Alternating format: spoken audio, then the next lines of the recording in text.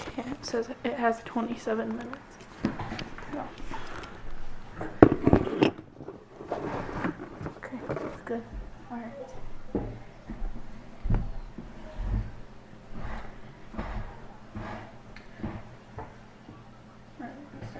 Okay, this is Al Whitcomb. He was born February 26, 1947. He served in the Vietnam War for the U.S. Army. His highest rank was Specialist 4th Class. It is May 23rd, 2017, and the interview was done in Middleville, Michigan, and he is my grandfather. Okay, so where and when were you born? I was born in Grand Rapids, Michigan, February 26, 1947. What were your parents' occupations or what your siblings did? My father was a farmer, factory worker. He worked at General Motors and he ran the home farm. My mother was a homemaker. What were you doing before you started your service? I was working for a farmer, doing chores and odds and ends around the farm. Did you have any other family members in the military?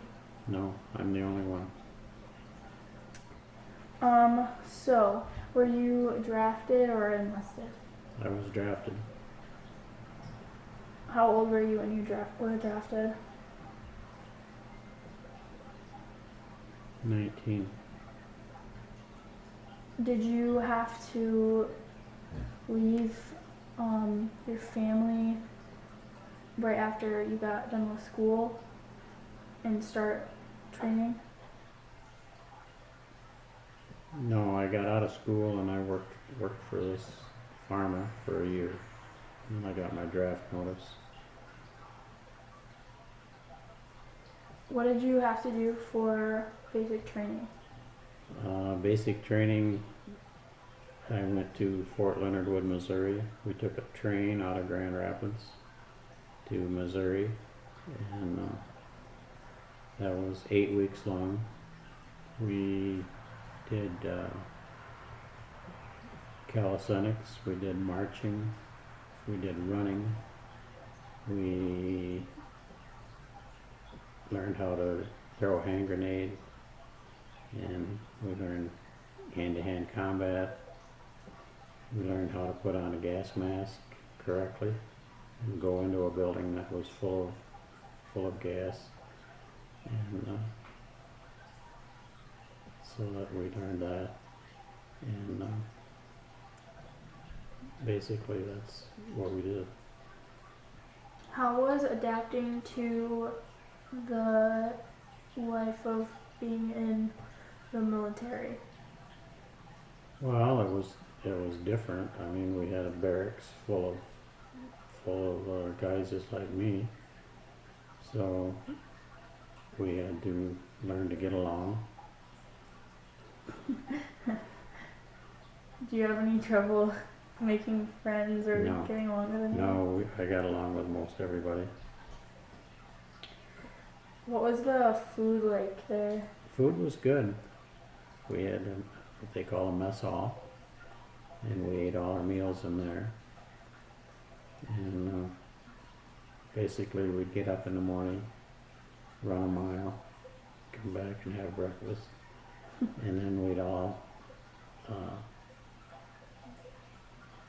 what they call fall out. You fall out into the street, and then they take head count. Everybody would call off their name, make sure everybody was there, and then we took off marching. When you were done with basic training, what did you have to do to get to where you needed to be for service? When I graduated from basic training, then I think I came home for a week or two, and then I had to go to Fort Eustis, Virginia for individual training. And I was trained as a aircraft engine repairman. We had to go to school We basically went to class every day for 8 weeks, except for Saturday and Sunday. What did you learn in the classes? Like, what were some of the things that you How to did? take an engine, aircraft, basically helicopter engine, how to take it apart and repair it, put new parts in it, put it back together. We had to learn all that, how to do that. Was that something that you liked to do and you were good at? Yeah, I like to do it, but I didn't think I was that good at it.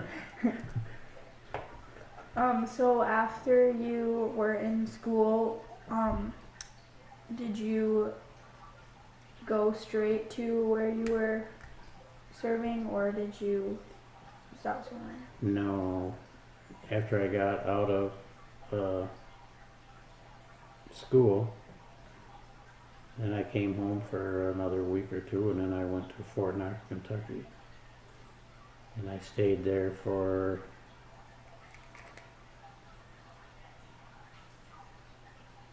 about 10 or 11 months, I think. So you said that you went to Thailand. Yeah. How was the trip there?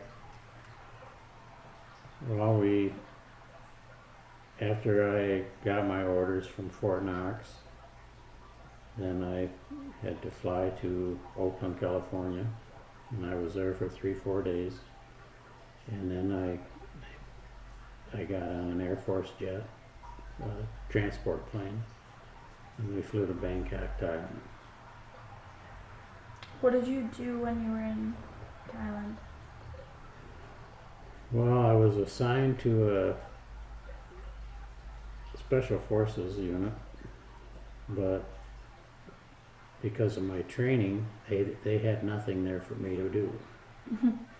So they were going to send me back, and but then they decided to keep me because they needed somebody, an extra person in the motor pool with the jeeps and the trucks and stuff like that. So that's what I did while I was there. So would you like bring parts to people or fix motors? No, I was more of a parts runner. I'd have to go to, I was in a little town far away from just about anything, and I'd have to go to Bangkok sometimes and meet a plane at the airport, pick up some parts, bring them back, and then a lot of times I went to an Air Force base, Korat Air Force Base, and I'd have to stay overnight, and I'd get the parts that we needed, and then I'd bring them back. Is there anything else that you did besides running parts? Yeah, I was a record driver. So when something would happen with a Jeep or a truck or something, I'd have to go out and pick it up and haul it back into the motor pool to be fixed, because they would break down quite often. How did you stay in touch with your family and friends back home? My letters was the only thing we had. We didn't have cell phones or anything back then, so we just wrote letters back and forth. What were some of the things that you did when you weren't on duty? We could travel some. I went to Bangkok one weekend and toured around there, took a lot of pictures and stuff, and we could go to different places. What was one of your favorite things that you saw while you were touring around?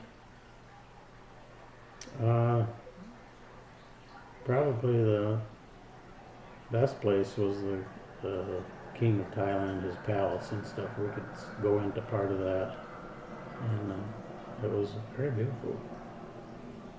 Did you get to meet any of the locals that were there? Yeah, well, we were there for a weekend. You didn't know anybody there, but you'd go with a friend or something, go together. Mhm. But as far as back in the base, there were locals that worked there too. You get good friends with them. So did you get to do any like recreational things, I guess, when you weren't traveling around? Like, just what would you do like when you were on your base? Well, there wasn't really a whole lot of extra activity. Sometimes on the weekend there'd be a ball game or something. And then one day we had a Founders Day, they called it, and then it was like a big carnival. And they played ball, and they had a climbing pole you could climb, and they had a greased pig we had to try to catch. We had a lot of fun doing that. Yeah. But other than that, there wasn't a whole lot of fun things to do.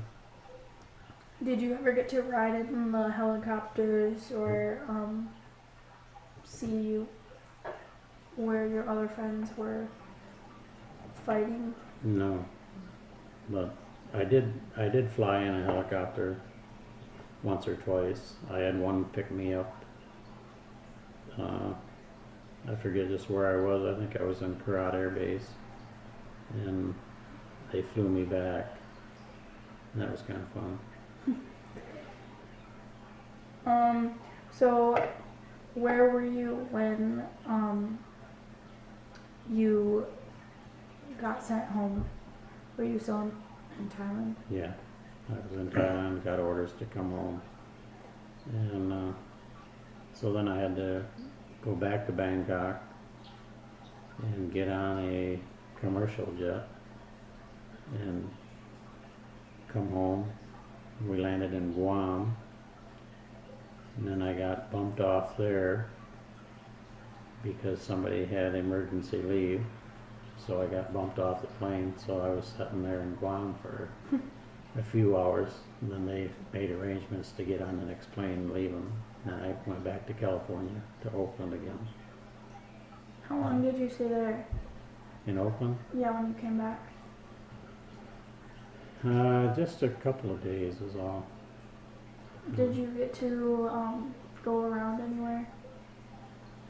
No, not on the way back, but when I went over and we were in Oakland, we had extra time, and they took us around on a bus. We went over the Golden Gate Bridge and through part of San Francisco and stuff. That was nice.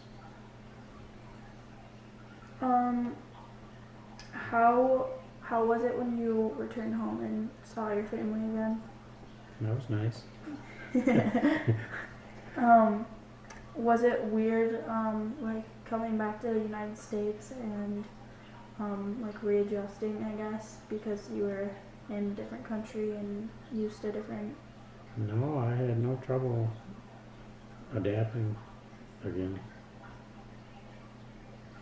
Have you talked to any of the fellow soldiers that you were with, like after you were done serving? None that I was with, no. How would you say that your experiences during your service affected your life or changed your outlook on life? Well, you learned discipline. You learned how to get along with everybody, that everyone had to work together. Mm-hmm. And freedom is at a cost. Freedom isn't free. So I learned like that. Overall, would you say that that you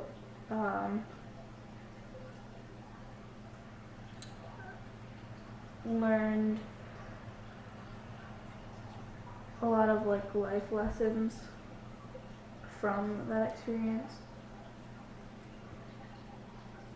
Well, I don't know if they're life lessons, but like I said, you learn discipline because you need discipline, Mhm. especially in the service. If you don't listen to a command, it can save your life. A command can Yeah. save your life. So Was that hard? Like I guess learning discipline because it isn't always like your usual.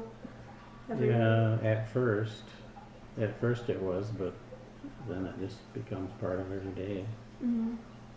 When a sergeant or somebody in command gives you an order, you do it. Mhm. All right. Well, thank you so much for letting me interview you, You're welcome. and thank you for your service. Thank you. Thank you. All right.